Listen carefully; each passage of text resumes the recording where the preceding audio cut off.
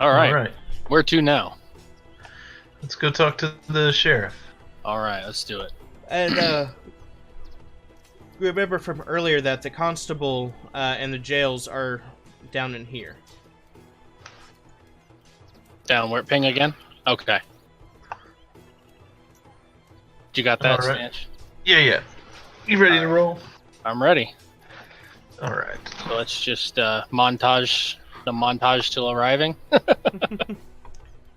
Da-da-da-da, da-da-da-da-da. We're here. All right. Yeah. Is there someone we can ask where the constable is right now? Yeah, Or you do asked. we just see her? A nearby townsperson, you ask, and they tell you, she's currently out at the moment patrolling, but she should be here within, she should be back within the hour.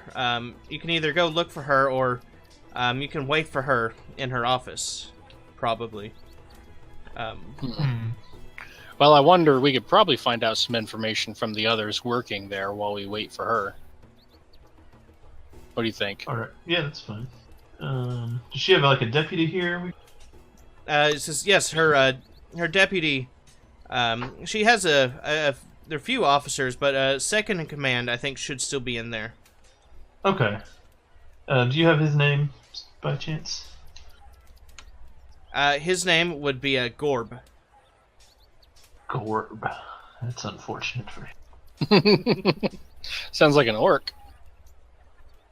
All right. Let's go. We go to the office and knock on. And so the door is opened by what actually is an orc. Oh. Oh God. Okay. And he says, Gorb. the door was open. Come on in.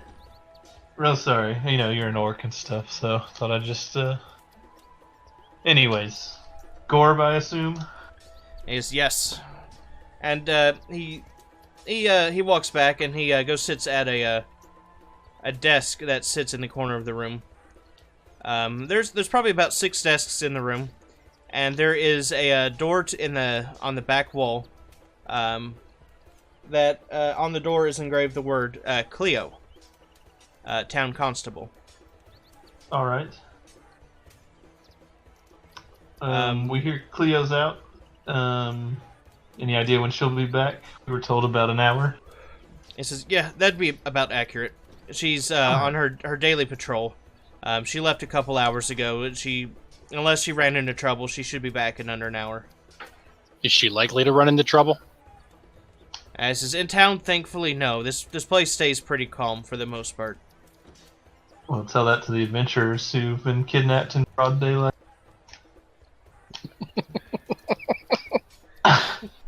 Can we need to talk to you about some cultists. We're here to solve that problem. And he looks really confused, and he's, what cultists, what disappearances? I know not of this. No, for God's sakes. Are you serious? Like you are the deputy. You're like second in yes. command here, yeah. Well, let me ask you: Do you guys keep track of? You obviously keep track of your own population, yeah. And he says, within reason, we don't map everyone, but we do know where there might be potential trouble spots. Usually, Okay. drunken brawls here, and So you haven't heard anything about kidnappings and do you guys have? as I've heard rumors, but everything from what Cleo has been investigating, Everything in this town's a rumor. No one knows anything. Let me ask you this. Let me ask you this. Do you guys keep do you have any sort of as the militant force in the area? Do you guys not keep track of the comings and goings of new people to your town? He says, no, not unless they give us reason to keep eye on them. Well, how about so you haven't heard about any complaints about some folks in black robes stirring up shit around here? Is it Or just rumors? I've looked a little bit into those rumors, but I've never come across anyone dressed as such. Well, as far as we understand, and now we may be mistaken, but our information tells us that Cleo has been on this case for a number of months, is what it sounds like. She's actively been looking for these people, and she hasn't told anybody else here that she's been after these people. And he says, well, that would be very strange. She has not told me of such. And you'd think she would tell me if she was investigating something like this. So nobody else here knows anything about this. It's like, no, we take our orders from Cleo, and she has not told us anything. Well, okay. Well, how long has she been the constable around here? She's been the constable for the last decade. Before that, she was an adventurer for many years. She is a mighty strong veteran. What's her? Very strange. Yeah, it is. If you were the constable, would you tell your deputy about cultists you were investigating? Unless there was a strong reason for me not to. Well, okay. Like if I was afraid that we had been infiltrated by the cultists or something. You're not a cultist, are you? Now, if we ask you if you're a cultist, you have to answer yes, right? If you're a cultist. He slowly closes a drawer with an idol in it. That was a joke. It was very sheepish at both of us. There's no rule on that. Like, I can tell you I'm not a cultist, but No, I know. You wouldn't tell me if you were. I was just. I'm just frustrated about this whole situation. You guys don't seem to know your ass from your elbow around here. So it's just strange to me. No offense. Now you said that your constable used to be an adventurer. What kind of adventurer was she? Like, was she into it for money? Was she into it for the fun? I mean, do you know anything about her history? I know that she was part of a expedition about 15 years ago to try and remap the land of Cholt, the peninsula. And she doesn't share many details of what happened. So she's a cartographing adventurer. Right. Well, she was paid pretty fine. And as well as, I believe that's how she got this position in the town. But I will say she did come back with plenty of riches. So she's well off. She wouldn't have to work if she didn't want to, but... She just enjoys this, huh? Where does she go on her patrols? So he takes you over to a nearby map and shows you a chart that shows the standard patrol routes for everyone. And her patrol route, let's see here, takes her. She keeps a closer eye to the north, like up around the Merchant's Ward and up through this area. Mm-hmm. Are you? Oh, I see. Okay, I wasn't scrolled up high enough. Yeah, sorry, it's way up there. All right. Okay. All right. Well, Gorb, I appreciate your information. I think I need to grab a cigarette. Stance, do you need a cigarette? And I kind of just grab. I just kind of grab him and just pull him aside, like, so we can go outside and talk for a minute. Yeah, that sounds good. All right, so we want to go outside to a place where hopefully we can't be overheard by anybody. Is there like guards at the front of the door, or can we walk maybe off to one of the docks down here or something? Just not far away, but far enough away that like people won't be able to listen to us. Right. Is that possible? Yeah. So you do find a little secluded area down near the water over here. Okay. All right, I'm gonna walk that way. Oh, I didn't mean to grab you. That's okay. I'm going that way too. So there's something rotten in the state of Narens. Yeah, absolutely. I don't know. I mean, Gorb seemed to be pretty.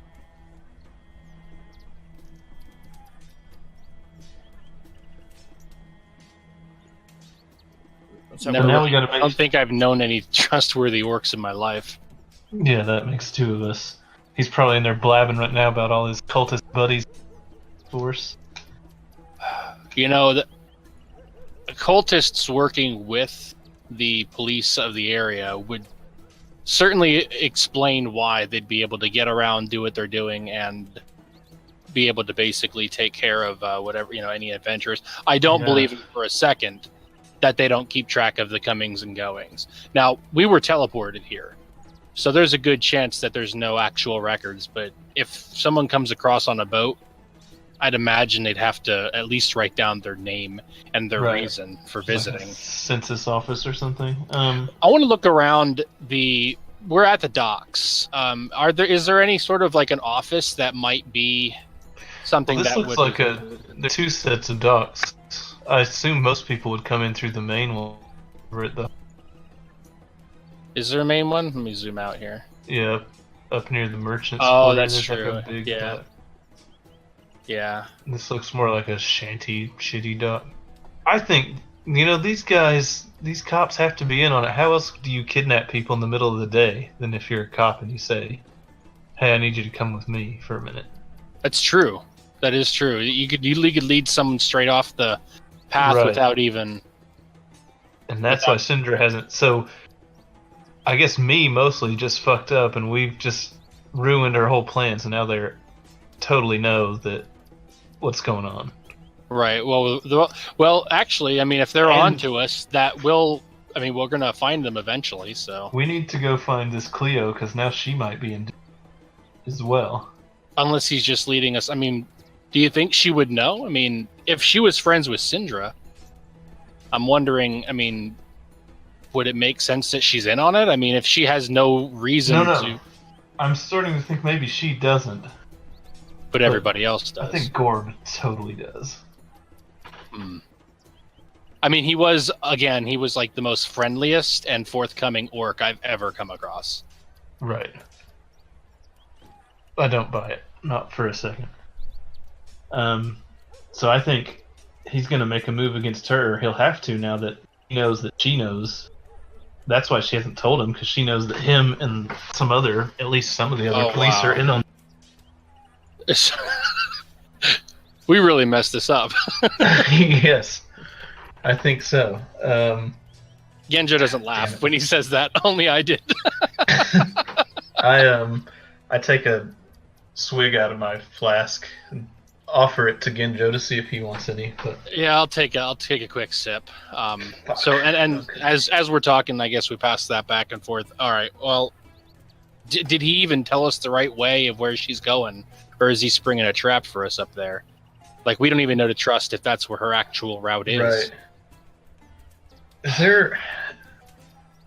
There's no way I can do any kind of, perception check to think of, if I was on a patrol, where would I go or something? To get an idea of where she might be? I don't think there'd be a role for that. That'd just be more role-playing, working it through. Right, sure. Okay, well, the person at the front who didn't seem like... I didn't think it was a cop, said that she'd be back in an hour. So I say we lay low somewhere around here. Try to catch her before she goes into the office. Exactly. Just outside the entrance, perhaps. She might be suspicious of two people jumping out and trying to stop her before she goes in, but it's preferable to having her kidnapped or worse. Right, exactly. Although I'm just worried if we don't get to her before... maybe he's just hoping she'll come here and then he doesn't have to go find her. I wouldn't be surprised if he put a tail on us. Oh yeah, no. I'd start looking around, see if anybody's watching us. Want to roll a investigation or perception, either one? Okay, let me see. Yeah, I'm gonna be looking around too. Roll a perception.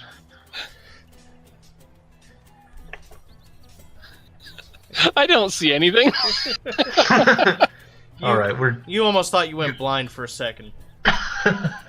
no. Stanch, however, Sun's really bright out here. Stanch notices, however, these two robed figures to the north of them. Black robes? They are black robes. Alright. I start approaching them. Where are you going? Check it out, bro. There's fucking black robes up there. Oh, shit. I like snap in his face, try to get his attention. Okay. All I can see is sunspots. Let's play it cool. I say we get up close. We gotta... I guess we don't know for sure that these are cultists, but we need to at least... How far away are we from them, real quick? Like, it looks like we're within 10 feet. Is that how we are? Or I'd say close. Like they can't hear us, right? Our people are I guess bigger than the map. Never mind. We're not 10 feet. I'm assuming they're off to where they can't hear us, but they're close enough to keep an eye on it. Yeah. So, okay. Well, we want to... Let's pretend... Be cool. Pretend you don't notice them. We're going to act like we're walking by, and then try to... I don't know... Get a hold of one of them. I think we should just get them. Yeah, that's what I mean, but I don't know if I want to kill them in case they... Black Hood figures. I don't know that we know for sure cultists. Well, I mean, if they start to attack us, we know that... Yeah, that's true. Alright. Let's go. Are you gonna ready a weapon or anything, or are we gonna try to play it more? We're just gonna bust them up. Are you asking me, or are you asking Genjo? I'm asking Genjo. Yeah, you see, he's got his hand on it. He's got at least his one hand on his sword as he's walking. Okay. And he's kind of walking like directly towards them. Okay, yeah, I'm doing the same. I follow Genjo's lead. How far are we away? I'd say you were probably, you guys were down here, they were over there. I'd say that'd probably be... they were originally probably about a good 100 feet away. Okay. I'm just gonna start walking like directly towards them and looking directly at them. Right. Right. I'm just doing the same, walking towards whichever is nearest to me, I guess. And I'm gonna keep going, and like as we walk, we're gonna be...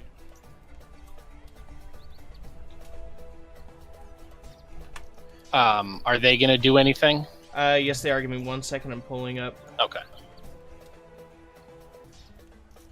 And like Rob, I liked your plan. And if Genjo didn't really rush into things, you would have right. your plan.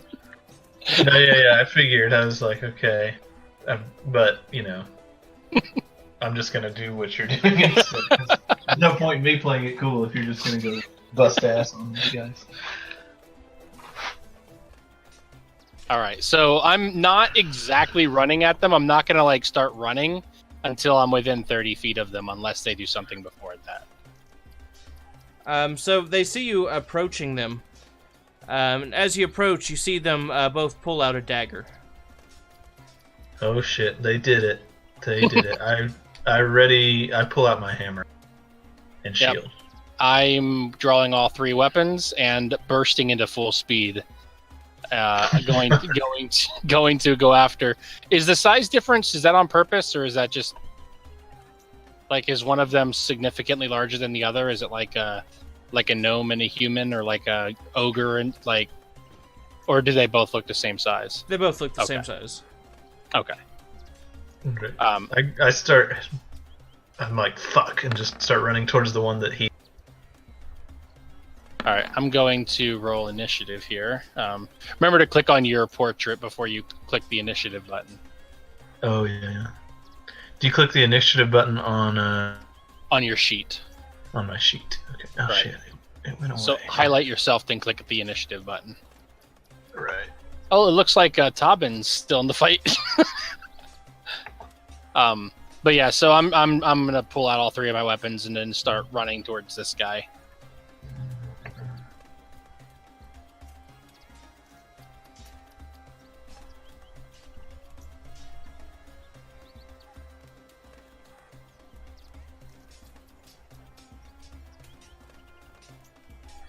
All right, so you got kind of close to them before they pulled out their daggers, and oh no.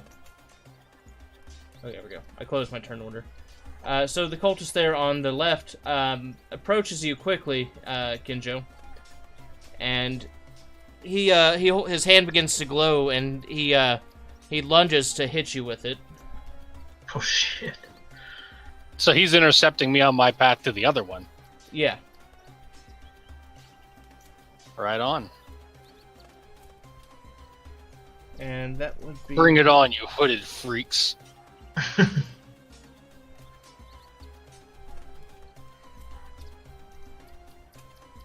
Yeah.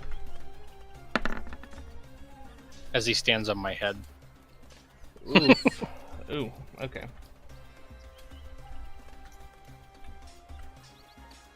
Gotta do his bit more manual. Oof. Alright, so you fail to dodge in time, and he grasps onto your shoulder, and you just feel this searing pain rip through you. And it almost like knocks you off of your feet. Like, it takes everything you've got to remain standing. Alrighty. So that is 21 damage, right? Right. Shit. Okay. That's what happens. Crap. Okay. Am I closest to the one that's attacked him? Yes. The one that attacked him is the closest, and the other one's a little bit further back. Okay. Well, I'm going to, as I'm running at him, sort of do this spin around and try to brain him with my hammer. You know what I mean? Like sort of a running... Yeah. Just to really put everything I have into this hammer swing. Right to his head.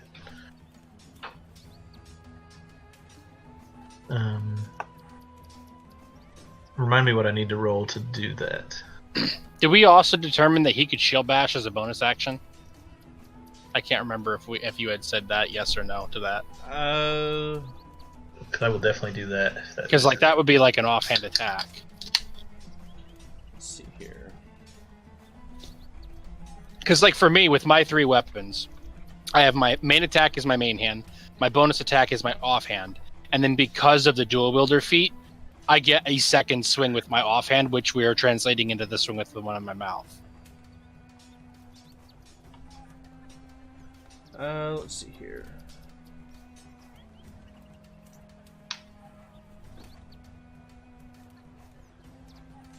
Yes, I'll say that's a bonus action. Also, we never established, does he get like any extra damage on his shield bash, like a +2 or something with that new shield?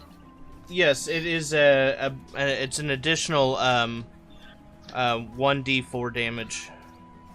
Oh wow, okay. Do you want me to calculate that on your sheet really quick? Yeah, every time I try to change stuff on my sheet, it freezes up my internet or something. Okay, I'll do it. Shield bash. Well, until we can change all of that, let's just go ahead and say it adds an additional 4 damage. I'll give it max damage for now. It's already done. Oh, okay. Yeah, it took a second. So now when you roll your shield bash, it'll be set. Okay. All right. So yeah, and after I swing, continue the rotation and hit him with my shield is the bonus action. So do I just roll like a 1 hammer and 1 shield bash then? Yeah. Okay. One-handed hammer. Don't let him touch you, Stanch.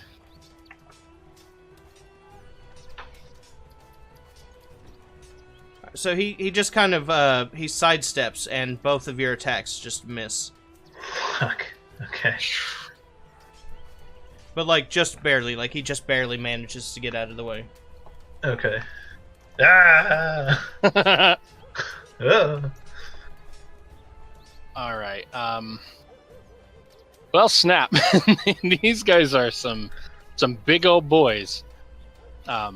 All right, so I can't. I'm moving my character so I can see my health. Okay. Phew. Okay, so I'm going to go into my rage, as after I shake off what he was doing, I'm going to use my action surge to give me an additional action. And I think that gives me, I'm going to click it here, but I'm pretty sure, if I'm reading that right, it says that I get an extra action and bonus action on top of my normal bonus action and action. Make sure I'm reading that right.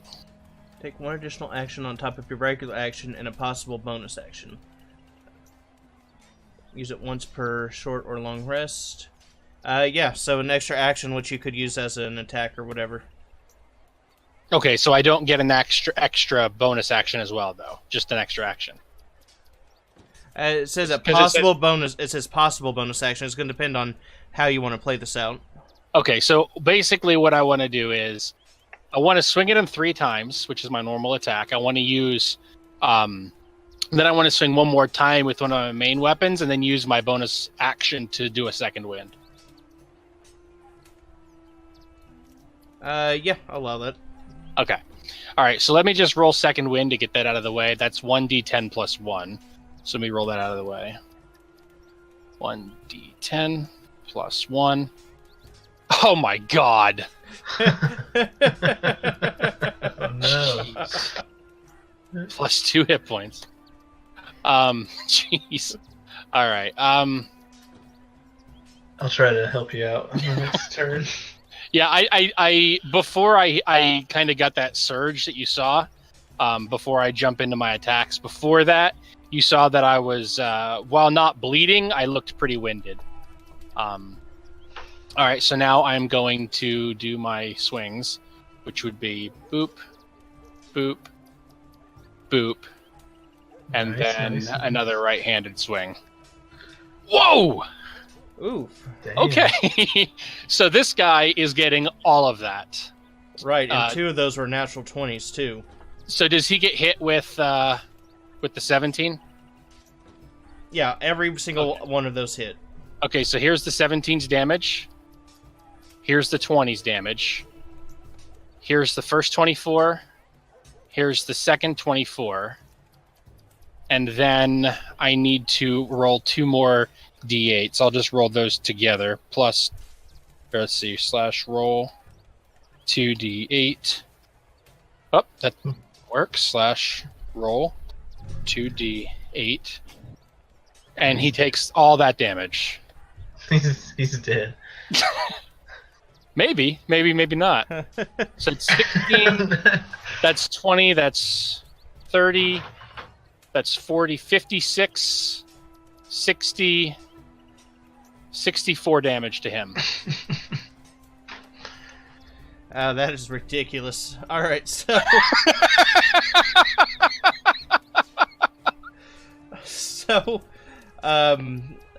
yeah, so I go in there, I swipe, spin around, jump up in the air, swipe down again, do another spin, swipe.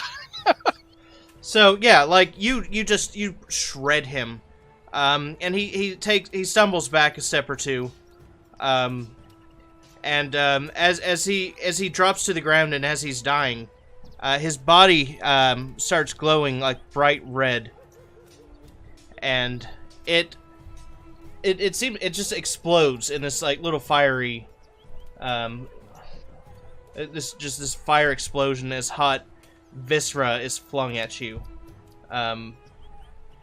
If I can get both of you to roll me a dexterity saving throw. All right. Let me check my rage real quick here. Only bonuses on strength. Okay, so dexterity. There's my dexterity. Jesus.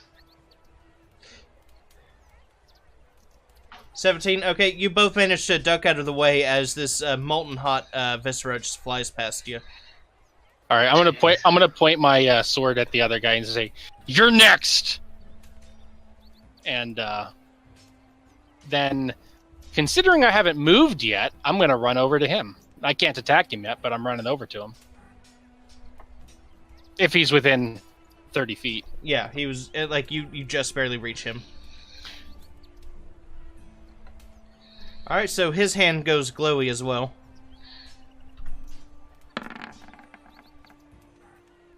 Come on, I'll cut it off. And yeah, he misses you. Like, he misjudges the distance between you as you're running towards him. Let's go, Stanch. Finish this guy off. Yep. So I move up to him as well, and I'm gonna try the same thing. Another hammer and shield bash. I'd like to connect with a hammer at one point during the adventure.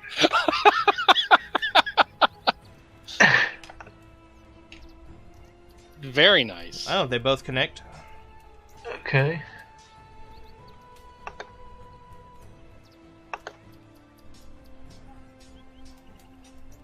Wait a minute. Hold on. That doesn't make any sense. How does he only do 4 bludgeoning damage if he's got a +4 to both weapons? That would mean he rolled a 0.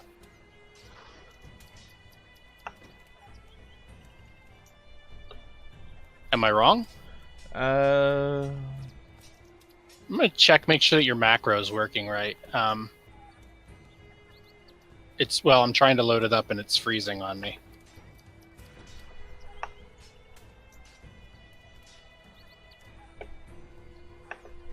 I'm gonna refresh my my web page here,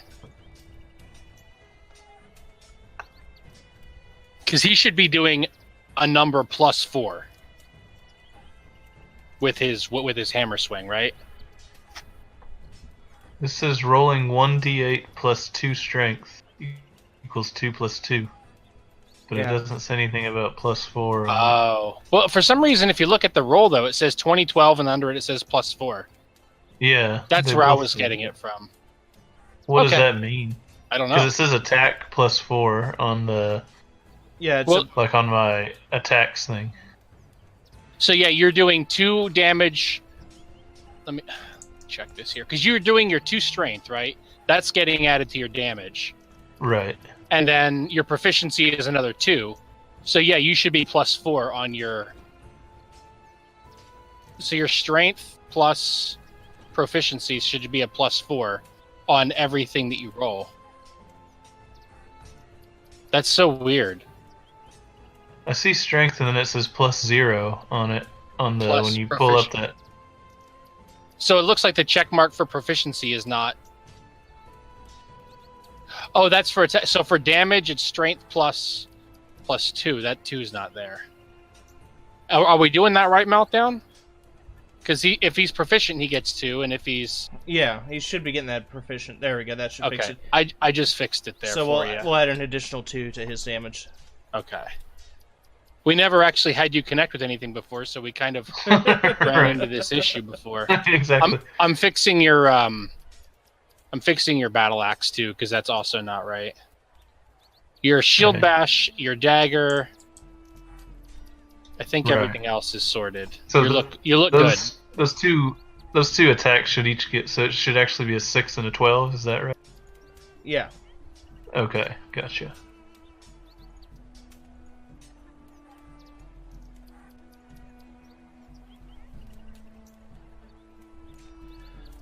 Sweet. The first time it's actually worked.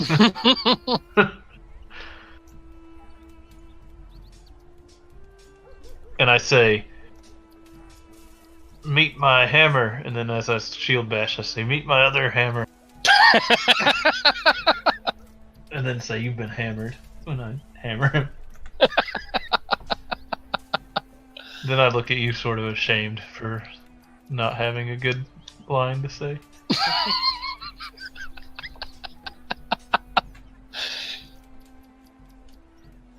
All right, It comes with practice. So he takes both of those hits, and yeah, it looks like it hurt, but he's still standing pretty strong. Alright, Genjo, I've set him up. Now you knock him down. Okay, I will just do my... I'll do my normal. Just go for the kill if I can. All right, yeah, roll for damage for the second 2. Second 2, there's 8 and 7. 15 damage. While your initial sword missed, your second 2 strikes cut into him pretty well. I don't really have anything to say about it. I'm just sitting there steaming at him. Should have aimed for his hands. Yeah, no kidding. Can you do that? Can you aim for specific points and you just have to roll higher? Or is there not really any kind of... Is it just sort of a... It's more for DM's flavor than anything else. Yeah. But the thing about it is, since he has full control, if you say that you aimed for the wrist and say you got maybe like a critical on it, he could say, oh, his weapon drops out of his hand. Gotcha. You know, but that'd be a call. It's not really a rule. That's more just like what Melt decides to do. Right, because I've had problems in the past of people kneecapping every monster they come across. Jeez. Like, that kind of removes, difficulty of combat if you're, if your first strike kneecaps everything. But the cool thing is you can say like in my last combat, right? Last session, and I was like, I bring my swords across his chest. That gives Melt an idea of where my character is aiming, and then based on my rolls, he can say whether I succeed or fail. So like I was aiming for the chest, but I didn't really hit his chest. I hit his arm the first time. Gotcha. Stuff like that. So it's really, you can add flavor to it for that purpose, which is really cool. It actually sounds great when you do add flavor like that. But just know that just because you're aiming there doesn't mean you're always going to hit them. Right.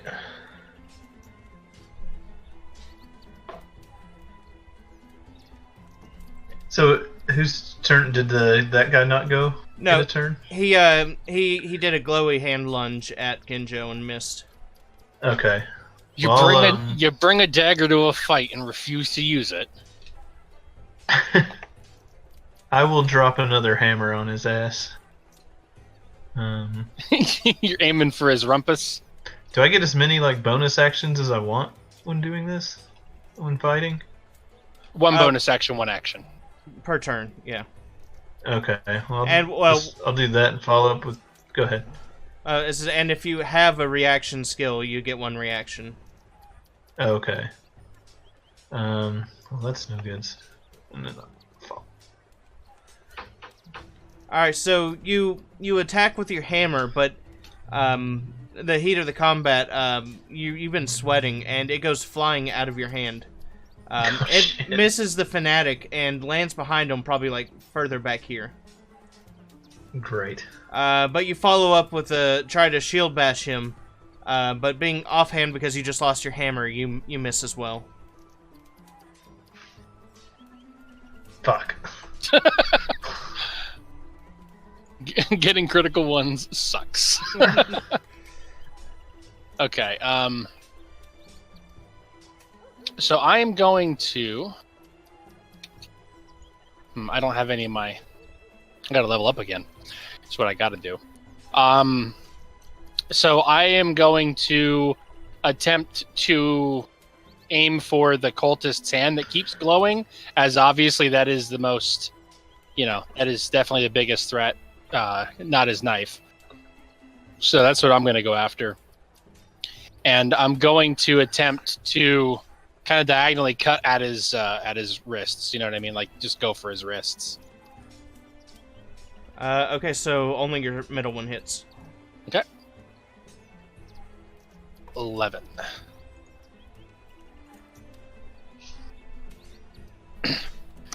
You're pretty ballsy, I'll give you that. You get a good swipe. You kind of miss the wrist, and you kind of hit him along probably about his hip. Okay. And let's see here.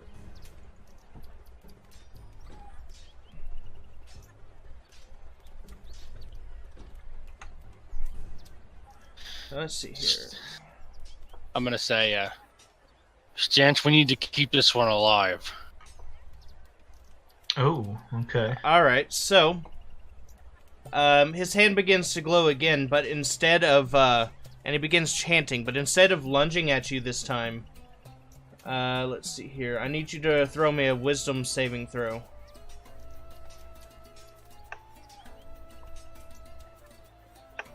Ginjo, specific. Oh, me. Okay, okay. Sorry, yeah, it's targeted, Ginjo. Alright, so you feel like your body start to stiffen up for a moment, but you manage to like shrug it off. Are you subtracting my health? Because I am way hurter than I used to be. Oh, sorry, that last one did go against you. I'm sorry.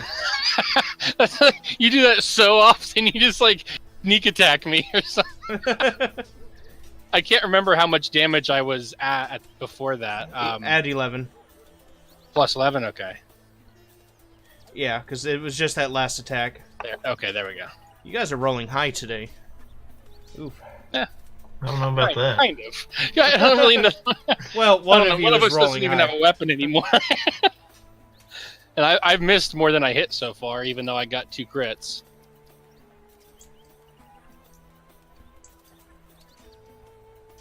All right, sorry. So he was doing what to me now? He made me all frozen or something? You felt your body stiffening up like it was trying to paralyze you, but you managed to power your way through it.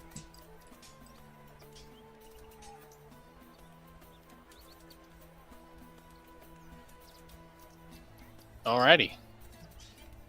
So, Stanch's turn? It is, Oh, did I bypass? Yeah, it's Stanch's turn. Alright. I'm going to use, Guiding Bolt on this guy. Which make a ranged spell attack against the target. On a hit, the target takes 4d6 radiant damage. Next attack roll made against this target before the end of your turn. Your next turn has advantage. Every or your attack against him? It just says, and the next attack roll made against the target. I like that. Yeah. Let's see. So, let's see. Guiding Bolt. So I need to roll 4d6, or no? How do I know if I hit him or not? You need to roll for hit on that. Remind me again how I do that. Is that a dexterity or a... No, I'm gonna try to pull up your sheet here to see exactly. You have a spell, you have a thing called spell attack bonus, and that is added to a d20. Oh, and okay, that's D20. your hit. Yeah. My spell attack bonus is 5, so I'll do... Roll 1d20 plus 5.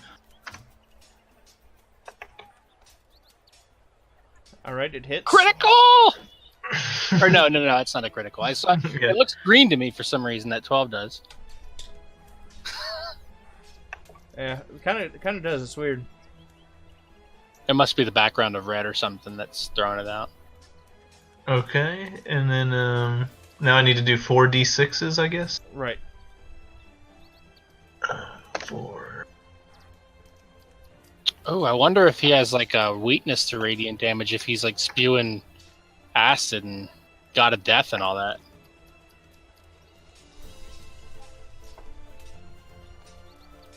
If I can select the right thing. Alright. So it connects pretty heavily with him. It almost like slams him back a little bit. And he's looking really winded and really like on his last legs. Sweet. Thanks. I can't bonus action a shield back after spell, can I? Want to be careful not to kill him. Well, I can just bring him back, right? That's true. That you do have your cantrip. For that. But yeah, I'll try shield bashing. Well, sorry, out of character. How does that work? Is there like a hurt really bad? Can I attempt to tackle him or something? Or what you'd want to do is you'd want to specify that you're doing non-lethal damage, which is, remember on the raptors how I had my katanas I was attacking blunt edged? Right. That would be because of going for non-lethal damage. So, like, if you wanted to shield bash him, you instead of like flat bashing him, you'd probably want to like edge bash him or something. So you're not like doing piercing damage to him, you know? Right. But you'd have to make sure before you swung or anything, you'd have to tell Meltdown that you're going for non-lethal. I see. Okay. I'll try that. I'll try a non-lethal shield bash against him to try to put him down.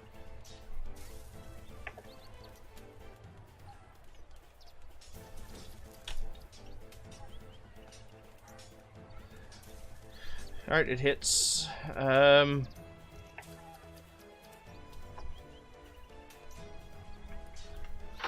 Alright, so you hit him with the flat end of the shield, and it wins him. He takes a couple steps back, and he drops down to one knee. And you hear him mutter something in a language you've never heard before. And his body begins to glow red hot. Oh, fuck. And if you'll both give me a dexterity saving throw. Oh, that's great. Uh-oh. I'm getting some molten lava damage coming my way. Oh, no. Whoops, sorry. Ignore that one. Oh, no. Can't use my inspiration after I roll, so... Oof, you both take like a searing 12 points of damage as hot viscera. And Ginjo, in particular, you notice that there is like a really hot metal key that has adhered to your skin. Oh, snap. So, like, what? Like, right in my chest? Now it's like... Yeah, it's like it hit your chest and it's stuck there. And you may want to try and get that off you pretty quickly. Yeah. Let me make... I want to make sure I put the -12 here first. Okay. So I want to take my my sword and try to like get under it and like peel it off of my skin, but not like to fling it anyway. I want it to like land in front. I'm not doing it like crazy. I want it to land in front of me so I can get a hold of it. And I'm gonna call over to Stanch. I'm gonna say, "Give me your rum," or something like that. So the sword in my teeth. It's like, "Give me your rum." So you managed to knock the key off you onto the ground. And I'm going to splash some rum onto my chest where it, like... Right, and you do that, and it still hurts considerably, and you've got this scorch mark in the shape of a key on your chest for right now. Nice. And I'm going to, like, totally down the whole thing after I splash it onto my chest. Sorry. Livid right now. And I'm also, I kind of, as that all happens, like I collapse to my knees too while I'm doing it, like, because I'm hurt pretty bad. So, so like the sword that's in my mouth like falls out of my mouth as I like fall forward and catch myself with the hand that doesn't have the alcohol in it, and and I'm just like, oh. So much for keeping him alive, I guess. Oh shit. How are you? Better than you. I'm gonna use a spell to try to patch you up a little bit. All right. I'm gonna use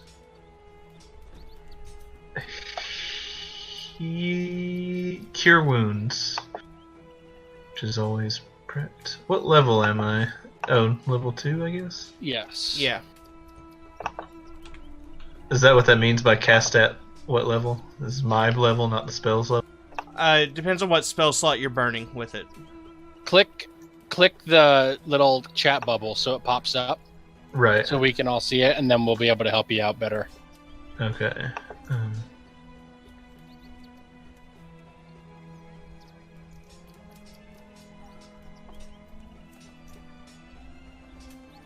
Healing increased for each slot level, yeah. So that's what Meltdown was saying. So if you cast it at a level 2 spell slot, like if you burn a level 2 spell slot on it, it would do additional. Oh, okay. So it's not based on your characters. Okay, gotcha. So, is that's gonna just touch, right? I don't have to roll for that since I'm standing right next to it. Right, it's a touch spell. Okay, cool. So 1d8 plus spellcasting. And I added to my bio sheet that I have a key-shaped scar on my chest now.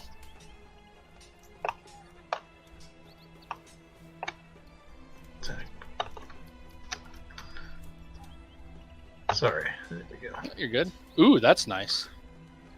Kind of makes up for my lack of any sort of heal at all that I think. So as I'm there, I take the heal, and I'm going to take my bandana off my head, and use it to pick up the key off the ground. Then look at the key. Looks like he dropped this, or rather exploded it onto me. I wonder what this is for. I don't know. Hang on to it. Is there any other like chunks of them that, like, are they just totally evaporated? What's left? Are there any robes left or anything we could rifle through? Or there's viscera like all around the area around you. You can rifle through if you wish. No. I want to investigate this key. Okay. So you look it over really well, and you have to kind of get in close to look at it. But there's little inscriptions written throughout it in a language you don't understand. But the only thing that you actually recognize looks like almost like a miniature map on the end of the key that you would hold when you turn it. It's a solid flat piece, and it almost looks like a map with an X on it. And it looks like, with your knowledge of your map, it looks like about somewhere around up in this area, up in here. Hold on, let me zoom out because I can't see it. Yeah, okay. Yeah, I'm going to keep... Anytime I do that, I'll keep pinging until you see it. Okay, I see it. All right. So an X for the northest shorest. Right. So, what kind of key is it? Like, just like for writing down purposes, is it like a bronze key, gold key? Like it looks like it's almost made from some really dark material, almost like obsidian. Dark obsidian key. With map on it, North Shore. Okay. All right. I guess that's the only place we can go at this. Or do we want to still wait around? Are we in character? Yeah. Okay. Or do we want to wait? I'm gonna hand you the key. Well, since you haven't seen the key yet, I'm gonna hand it to you. Okay. I'm gonna say. I just assumed I was like looking at it over your shoulder. Yeah. I'm gonna hand it to you and say, do you know any of this language that's on here? I can't make this out. Do an intelligence check or an arcana check or something? Neither. I just need to look at your languages, you know. Oh, okay, gotcha.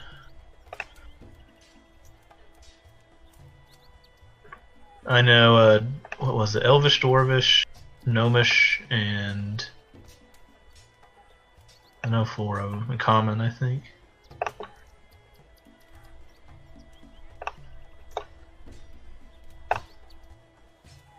Trying to find where that's at in the sheet. That should be under core. Let's see, bonds. Yeah, core proficiency bottom left, languages. Oh, common, Dwarvish, Elvish, Gnomish. Okay. Yeah, you don't recognize any of those. Yeah, this means nothing to me. I know on the map where it's telling where there's an X, but that's... Just so I didn't mess up, let me check Ginjo's languages. I only have Dwarven and common. Okay, yeah, so you don't recognize it. Well, that was a hell of a fight. I know, I need to get healed myself, actually. We should probably stop by maybe your order or something. Yeah, let's go there. I need a bit of a rest.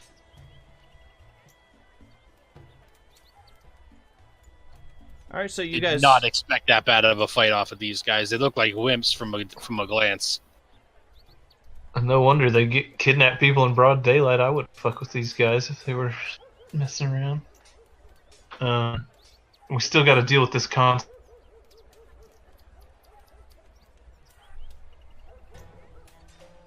What was that? It was about 10 minutes, if that. Like, the combat didn't take that long. So how much time do we have before the constable's supposed to show back up, Mel? I would say combat didn't even take 30 seconds, really. because that was only a couple turns, like 24, 30 seconds. You still have nearly an hour. Okay.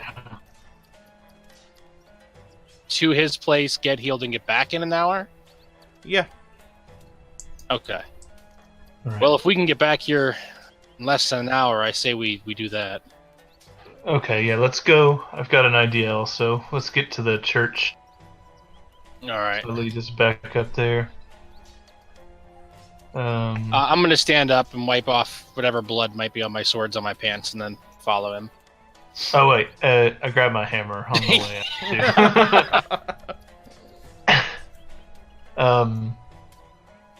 So we get there and... Well, do we get there unaccosted? That's the question. Yeah.